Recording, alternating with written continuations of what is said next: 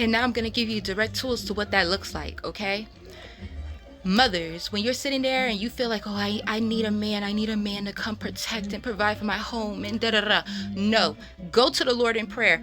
Put what it is that's on your heart before him, and then tell him, give me the strength and the power in order to do this in your will. When you feel like you want to be hugged, hug your children. When you feel like you want somebody to hold you at night, hold your children. When you feel like bored and you feel unentertained, entertain your children.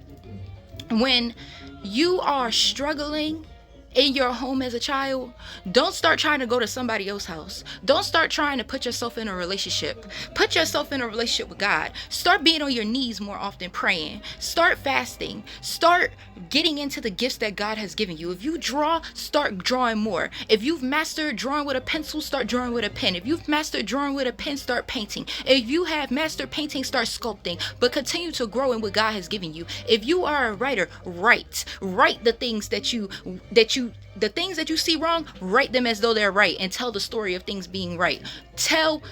Go into what God has already given you, and go to God first in prayer, and then use the tools at your hand. Search other things that have to do with what God has already given you to find out what more I can do. If you're a writer, find out what more writing I can do, what free contests are around me.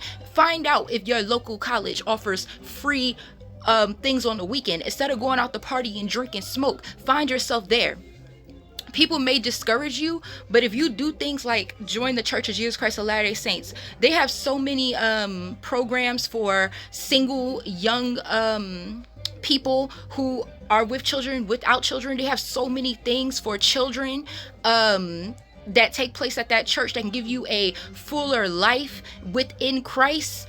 We have to start learning how to eat the meat and throw the bones away. No, you might not agree with everything they got going on. No, you might not believe everything that they teach. But why put down Jesus and go into the world to be fulfilled when you can find those who proclaim Jesus, and you can find what's similar between you and them and work in holiness? Stay in the house. Stay in the place God has blessed you with and given you. And don't bring anything into it that's not of him. Don't let Satan chase you out of the green pastures that God has created for you. Take you away from the still waters he's giving you. You have peace. You have joy. You have a sound mind in the Lord.